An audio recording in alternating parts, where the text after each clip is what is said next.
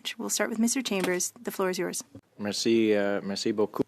Thank you very much. I appreciated some of the comments that you had shared with the media in respect of this privacy breach. I believe you were quoted as saying the CRA needs to clean up its act. Did you want to expand a little bit further on what you meant by that?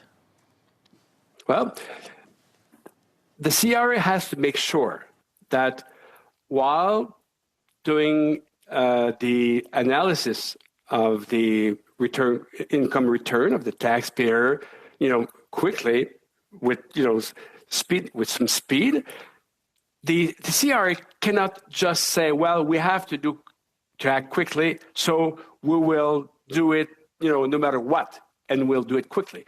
The CRA has to analyze every request for refund that is made to CRA, and the CRA, if the computers of the CRA are not adequate enough, to perform a good analysis of the system, so CRA has to slow down, and CRA has to do a better job than it did, because right now what it seems is that CRA will expedite the tax credit or the refund without any analysis of the system. And this, in fact, gives rise to fraud, as we've seen.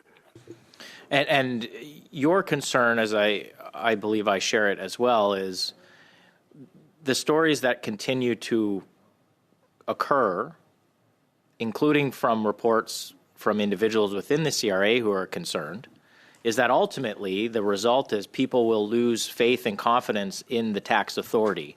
Is that a real risk in your opinion?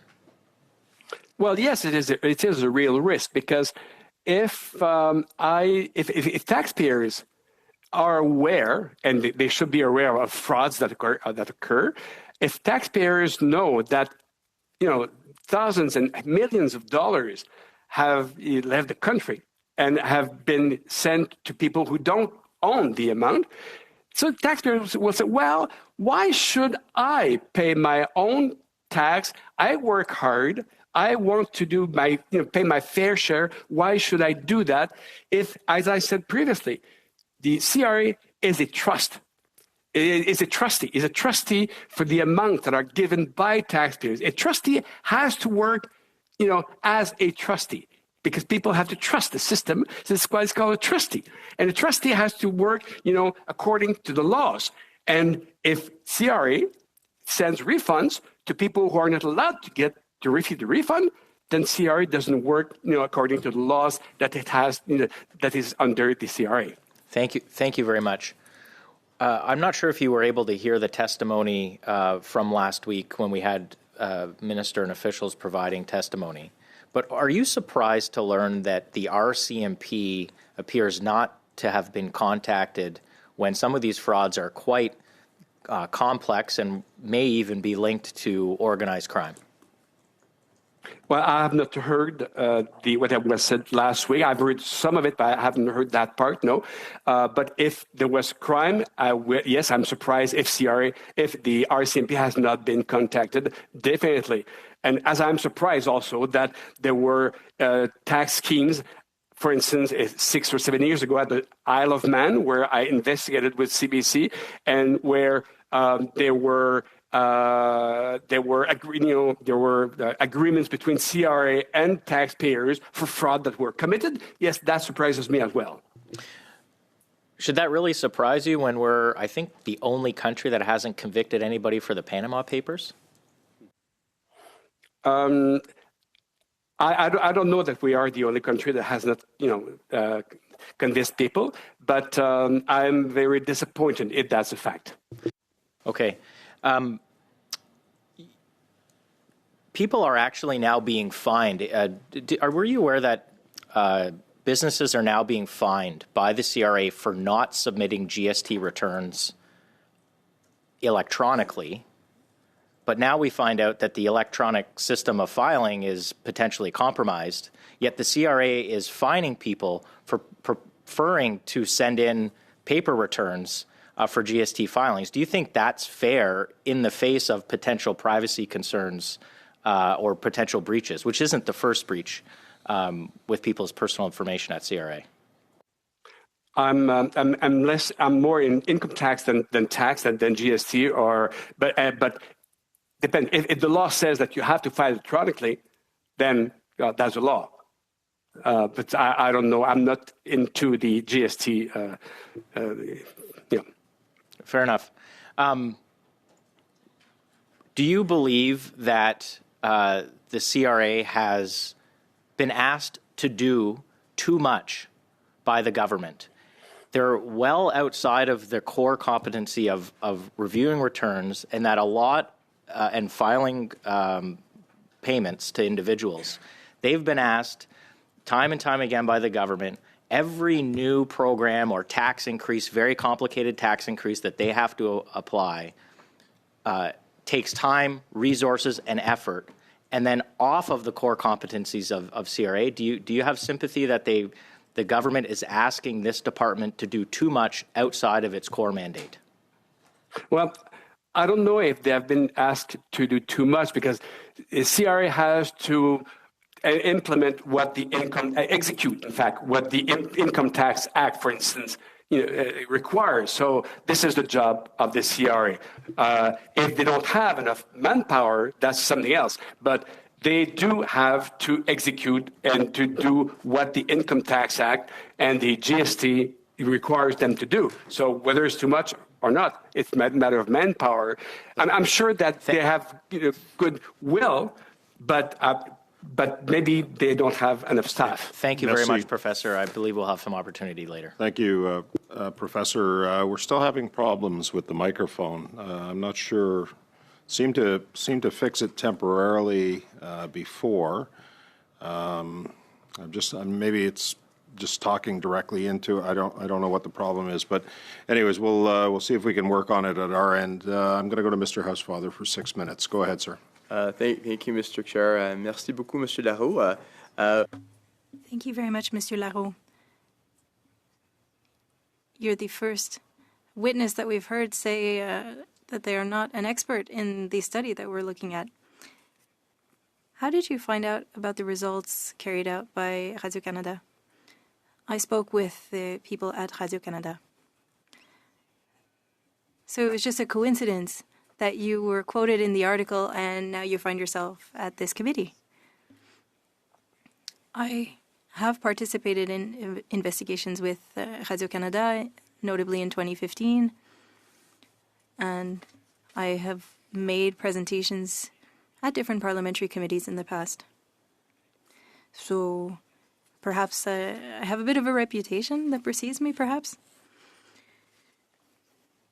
Can I ask, are there any legislative amendments that you would like to recommend to the committee to improve things at the CRA?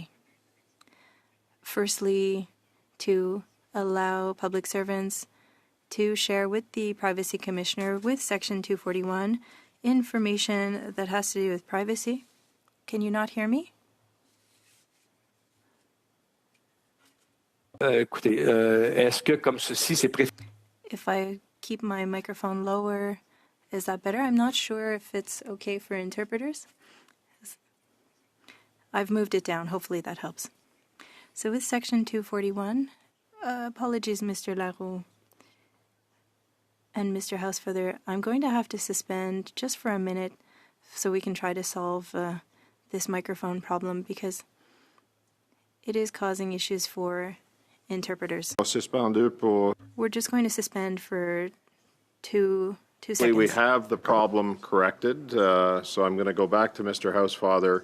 4 minutes and 40 seconds, give or take a few seconds. Apparently, I'm not very good with my times today. No problem, Mr. Chair. Thank you. Monsieur Larreau, vous voulez que je réponde à votre question? on Oui. était dans la discussion de... We were talking about legislative amendments, so I'll let you continue. So Section 241, for public servants not being able to share information to third parties except for certain circumstances. Well, one of those circumstances could be sharing this information with the Privacy Commissioner when that information pertains to privacy. That I understand. Secondly, the CRA, in the accreditation of tax platforms needs to ensure that these platforms like H&R Block and others are not allowed to share private information inputted by the taxpayers. When I looked at the contract for Impôt Expert, it states that Impôt Expert, when you purchase its platform, is authorized to share all of your information to Google, Meta, and that the client, the taxpayer, if they want to refuse the transmission of this data, the client must inform Impôt Expert of the refusal, of U-File, rather. And nobody is aware of this, and nobody requests that their information not be saved, or shared, rather. In the United States, third parties are not allowed to share information except with the permission, the express permission of the taxpayer. These are good points. Can you explain the difference between tax firms and these online platforms? When you purchase, you spend $35 to purchase U-File. Purchasing that platform and allowing it to send your information to the CRA, at that moment, you are deemed to have accepted that U-File will be sharing your pixelized information to Google and Meta. I understand that. But in U-File's contract, and people who use that are not able to change the contract, so perhaps we should state that a company cannot require that in Canada, correct? Yes.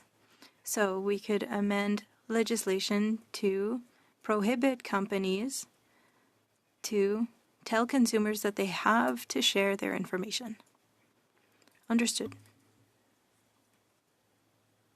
OK. Réglementation, y a-t-il... You talked about two good amendments. Are there any other regulation amendments? No, it's especially for tax legislation. But also, the Ombudsman for taxpayers should be an integral part on the Income Tax Act, like the National Taxpayers Advocate in the United States. That's a part of the Internal Revenue Code, and we need to give legislative powers to the institution so that it can be recognized in legislation and allow it to carry out investigations on privacy, on protecting privacy. So we should look to the United States for inspiration. Thank you very much. Thank you, Mr. Housefather. Mr. Villemur, you have 6 minutes. Microphone, please.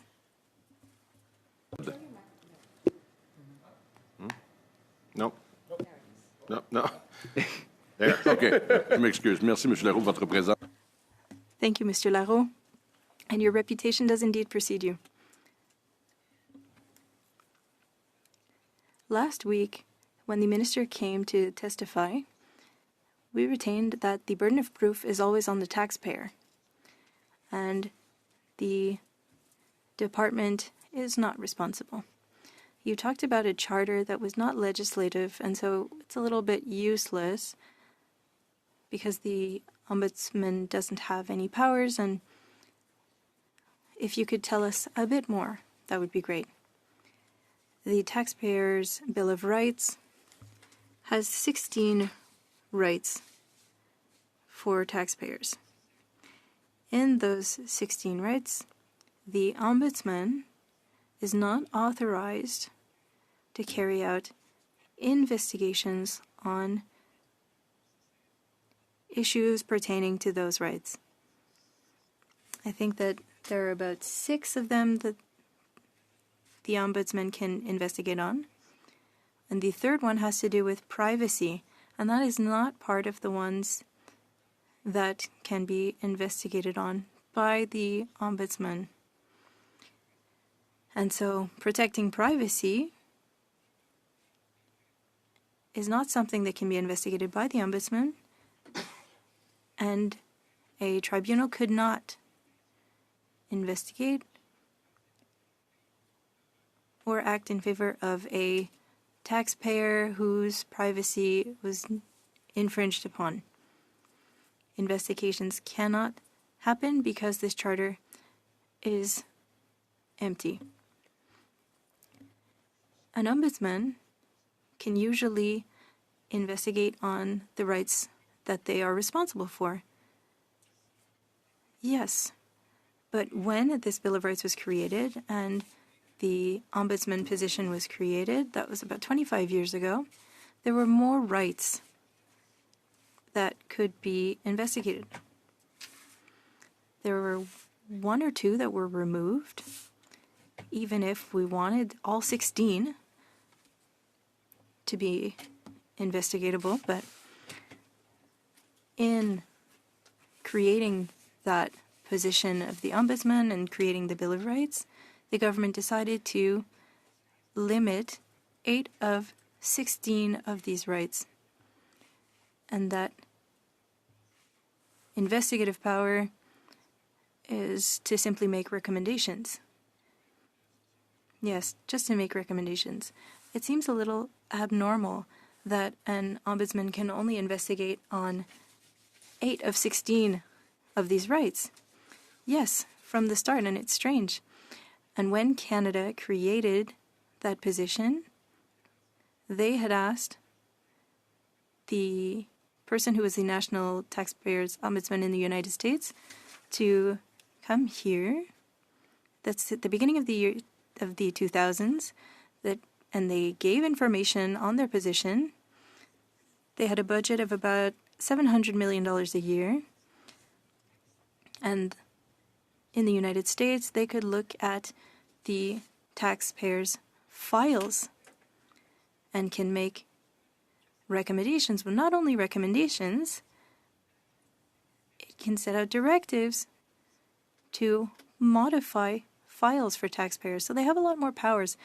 And in Mexico as well, they have more extensive powers, whereas our ombudsman can't do much, unfortunately. I'm intrigued. As taxpayers, we want to trust the CRA, and we don't doubt the issues with these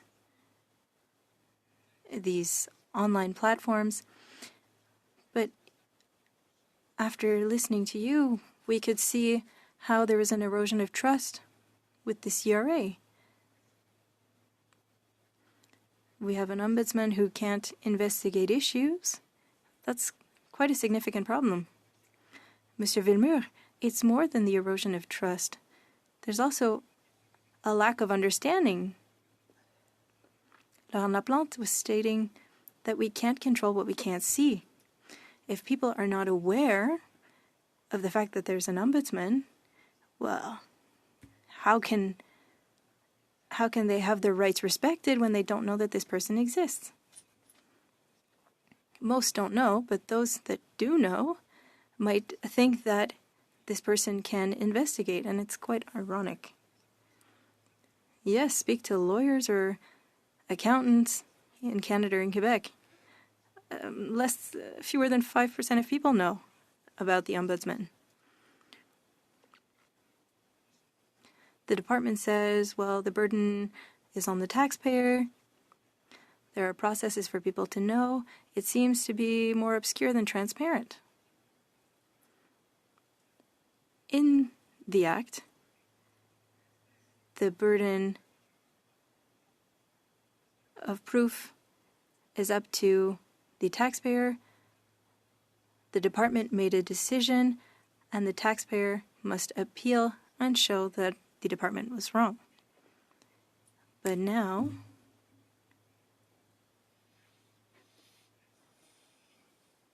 when the department acts in cases of fraud, are taxpayers aware of measures taken by the CRA? I believe that taxpayers would appreciate having more information, especially regarding different agreements between the CRA and taxpayers. Thank you, Mr. Laroux. Minutes, go ahead, sir. Thank you very much, Mr. Chair. And I really appreciate you coming back to committee. I know sometimes these administrative quirks happen from time to time at committee. I will say I was online and ready to hear your testimony at the point of the last meeting. I want to begin from your perspective on how you feel this privacy breach has ultimately impacted tax-paying Canadians, people who would have had their information compromised, people who would have had monies that were supposed to be coming to them fraudulently sent to somebody else. And of course, as you know, the impacts that might have had on their OAS, their GIS. I think about seniors in Hamilton Centre. Can you just comment about the scale of tens of thousands of Canadians having their data compromised in this way? Well, I think the first problem is that taxpayers find out that this occurred through medias. And CRA should step forward and tell taxpayers, look, we've had problems in this and that problem, but we've corrected that. Instead, medias tell taxpayers that this happened. So, the feeling of the taxpayers is, well, why do we learn that through medias? What's the CRA have to hide?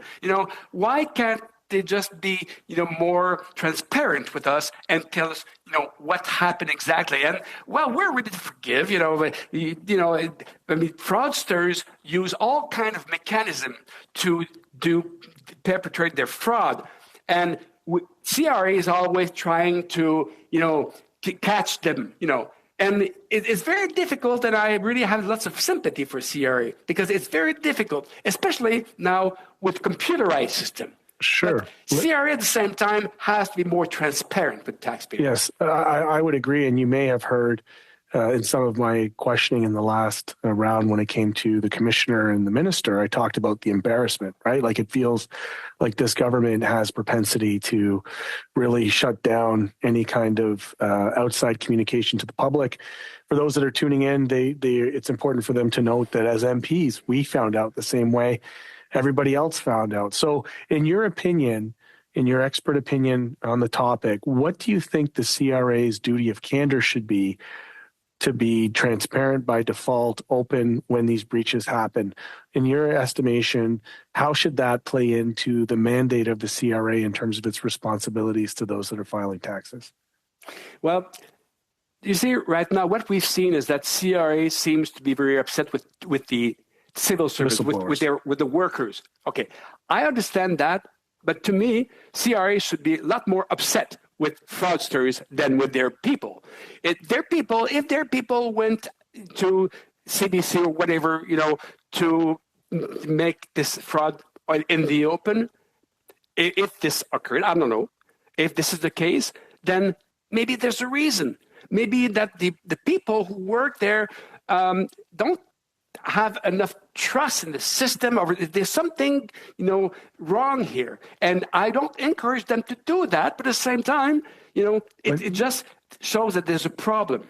Professor, just to be clear, would it be your recommendation then that should there be future breaches, that the CRA, or in fact any government agency as it relates to privacy of information, has a duty to report not just to the House of Commons and MPs, but also to the general public when such breaches happen?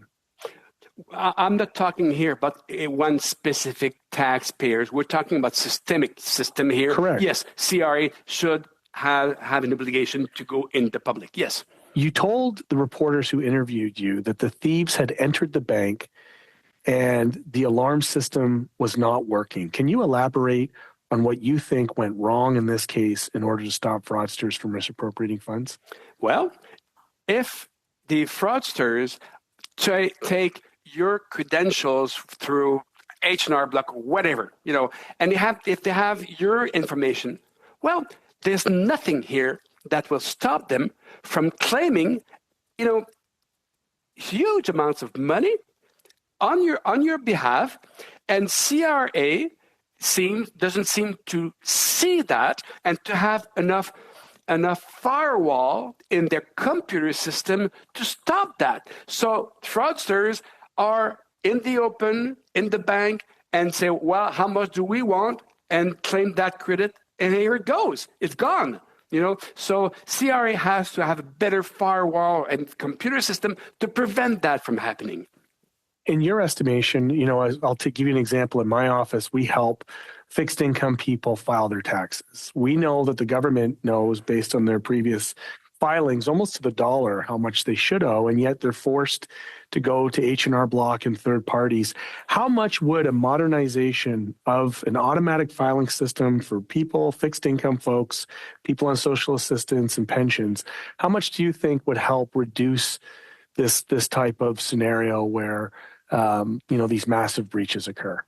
You see, to me, the problem may have occurred because the pixels were caught by fraudsters through Meta or Google. In Australia, they do have a system which is called, I'll tell you right now. And anyway, they have a system where the people will file their tax return online, and it is a system which is government system. It's called MyTax in Australia, and it's all there's no outsider system. There's no outside software. It's government only. And I talked to my good friend Rick Creever. Rick, a tax professor there, a really great tax person, and he allowed me to give his name, and he told me that this system here, as he mentioned, he said to me, I think most of the private software packages are integrated into bookkeeping. That's why some people will use the private system. But he said this system here, MyTax is completely anyway, it's completely safe. Okay. So I think I'm out of time, sir. Yeah. Thank you so much. I do appreciate it. I will come back in my second round. Thank you, Mr. Chair. Thank you. And just so you know, Mr. Green, I did try to get the Public Sector Integrity Commissioner to come today, but unfortunately she wasn't available. So, Mr. Caputo, we're going to start the second round right now. 5 minutes. Go ahead, sir. Thank you, Mr. Chair. Thank you, Professor, as well for being here. I can also, like Mr. Green, say that I was here last time, and I appreciate the fact that you've shown us the courtesy of showing up again, despite the fact that not all parliamentarians did. So I do appreciate that, because I probably wouldn't have if I was in your position. So I thank you for the grace that you've shown this committee in what would otherwise be difficult circumstances to attend again, in my view. So, Professor, I'm going to actually ask something, and I understand you didn't see the minister's testimony, but my colleague, Mr. Chambers, who asked you questions earlier, he asked the minister about how much was written off based on privacy breaches by CRA. The minister, in my view, and you can agree or disagree, but the minister hid behind Section 241 of the Act to essentially dodge the question, saying she couldn't comment on specific cases. To me, Mr. Chambers was asking generalities, as in how much money has been written off. Does that seem to you to be an appropriate use of Section 241? No, not at all. Section 241 deals with confidentiality, confidential information, and 241 also defines confidential information. I don't have my act beside me, but I'm sure that if you only ask for an amount of money that is, has been fraud, then it is not confidential information. But you see, one of the problems, I think it's unfortunate But you see, revenue ministers and the current person and the previous minister are, I'm sure, really good person, but they're not tax person. And not knowing tax, not knowing the tax system, they are not they're not the best person to have this job, unfortunately. Well, dare I say that's a trend in this government, shall we say. But I would actually go one step further. I mean, I'm like you, I'm trained as a lawyer, but I'm not a tax person. I took a tax class, and I don't remember much of it. I can't calculate capital cost allowance, that's for sure. But I think anybody who reads the Act will know that the confidentiality relates to a specific taxpayer. The whole point of it is nobody can reveal how much tax you make and things like that. To me, when somebody hides behind that, when a completely general question as in how much money was defrauded, it's so obvious that the person is dodging the question. That's what I would say there. Now, can I ask you this? Is it your opinion, and these are my words, the minister gave us the impression that she and the CRA team have handled everything related to the issues we're discussing, and that there should be no worries. Would you characterize the minister's response and CRA's response with such confidence? Can you repeat the question, please? I didn't hear properly. I'm sorry. So the minister has given us the impression that she and the CRA team have handled everything in relation to the issues that we're dealing with today, and that there should be no worries, as in Canadians should feel good about how these breaches and these subsequent frauds have been handled. Would you characterize the response in the same way? Should Canadians feel confident? Well, you see, it's not enough to express that people should be confident. They have to do the proper acts, to do the proper gestures to make people confident in the system. And what should have been done is to go forward, go public, and tell the public what happened. It's not enough to say that people are confident. It doesn't work this way.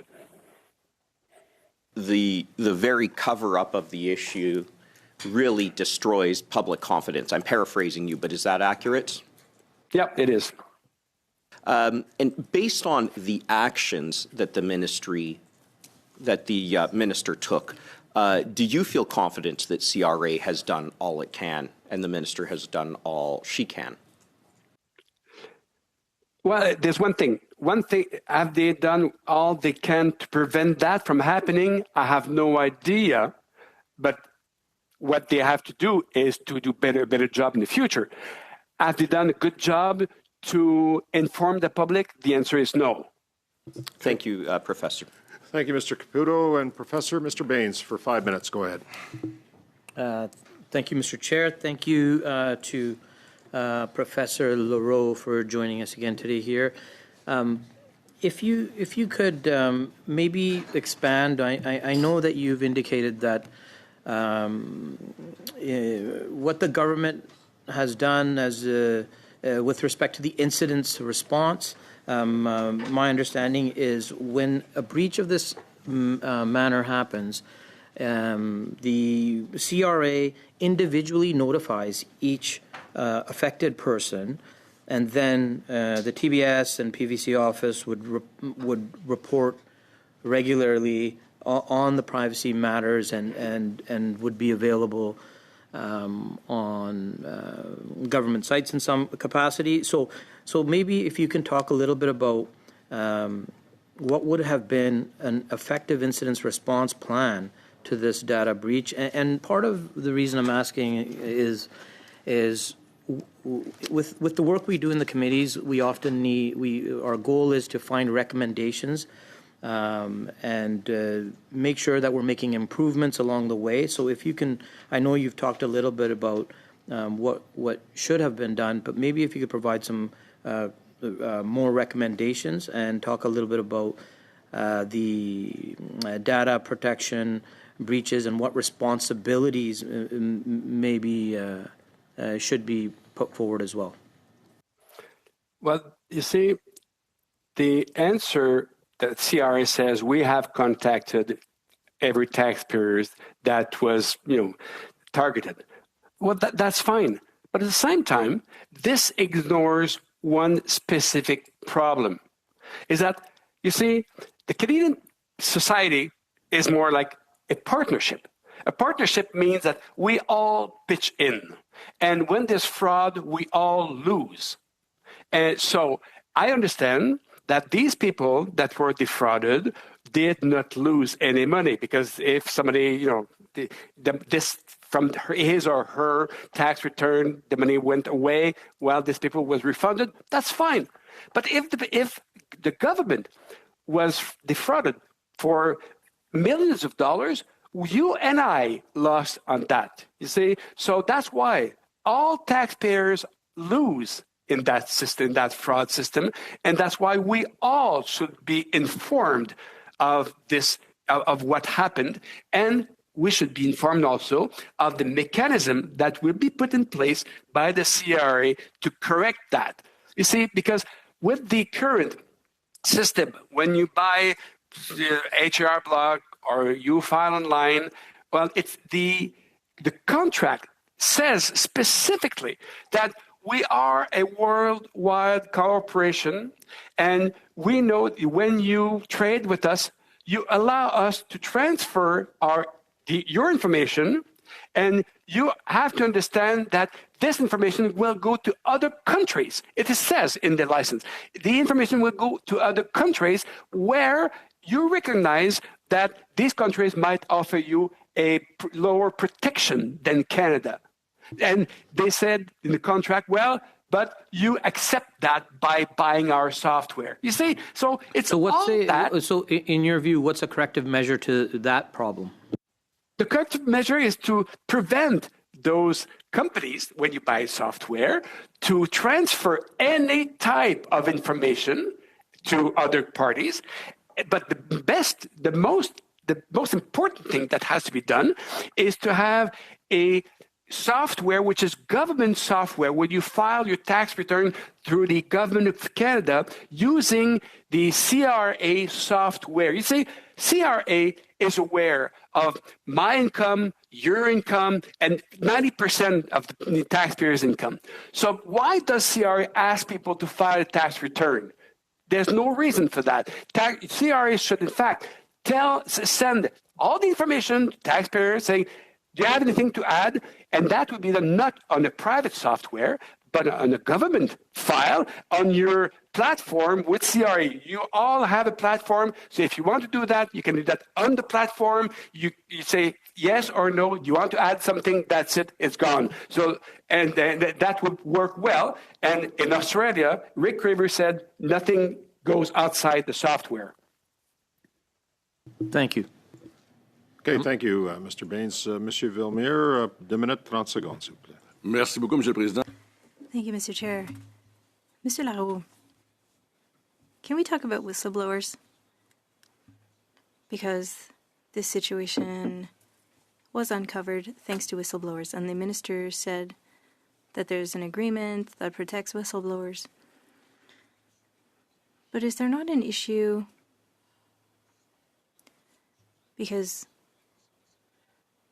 it's possible, if something happens, it's because it was made possible. So what can you say about protecting whistleblowers? We wanted to copy the United States with UPS. The UPS whistleblower made $100 million, and it was paid by the IRS, but also there was prison time for sharing that information. I'm not sure exactly what the mechanism is for whistleblowers in Canada. It could be a good system, but there's the contradiction between Section 241 and legislation on whistleblowers, and I'm not sure which one is prevalent. It's certainly performative anyway. Beyond forcing companies to have better contracts, and the commissioner often says, when we click I agree, we're usually agreeing to a lot more than we think. And so in this case, the American example would be the one to follow. Yes and no. Yes, in that in the United States, if you don't expressly give your consent, information cannot be shared, but regardless of that, Google managed to have access to data, and there's currently Smith v. Google from 2023 to seek payment from Google in the case where Google collected data where it shouldn't have. Google states that it was only pixels that were obtained, but there was a text published by Princeton University in 2017, and two professors at Stanton and Berkeley, that Google's data can de-anonymize information with web browsing history. So even with pixels, we can de-anonymize the information. Thank you. Mr. Green. Thank you very much, Mr. Chair. It's not every day that we get tax experts so fired up about their recommendations. Sir, you told reporters that the CRA prides itself on its image as an efficient agency that processes taxpayers' files as quickly as possible. In your opinion, does this approach create flaws that facilitate tax fraud? Well, it does create flaws, especially that when CRA received an amended return. I'm not talking about the initial return. The amended return should not give rise to an expedient payment by CRA. The CRA should, for any amended return, take the time to properly analyze the situation. So I understand CRA wants to act according to the act, to the tax, expediently. Fine. But for amended return, it should be different. Now, we started on this conversation, it might have veered off a little bit. You talked about having a government portal that would have secure both domestic servers and secure technical frameworks here to take this opportunity for international lack of standards or perhaps malicious actors abroad. But I don't think you quite answered the question of whether or not you believe automatic tax filings could help alleviate the volume of work for the CRA to allow them to focus on the more complex files, whether it's amended files or other files that would have more complications. In your opinion, briefly on automatic tax filing is helping people on fixed income? Well, automatic tax filing requires, nevertheless, some type of exchange of information between taxpayer and CRA. And so it should be done on the software of the CRA. And CRA should, in fact, first of all, send the taxpayer all the information that is known by CRA, and then taxpayer corrects the system. And then, yes, this should make sure that this should give, in fact, CRA a lot more time to work on the real files. And in fact, we should add that any amount above a threshold should not be paid automatically to the supposed taxpayer unless anything has been verified, first of all, by the person that works on the file on behalf of CRA. That's perfect. Thank you so much for your time and your expertise here. Thank you, Mr. Green. Mr. Chambers for 5, followed by Mr. Fisher. Go ahead, Mr. Chambers. Professor Leroux, thank you very much for your expert testimony today. I thought I might ask, there's currently a private member's bill, a Liberal Senator private member's bill that's about to be in front of the House that would require the CRA to be transparent about those who are convicted of tax evasion. In general, do you support greater transparency at the CRA? But if we're talking about those who are convicted, we're talking about a judgment, and judgment of the court are public.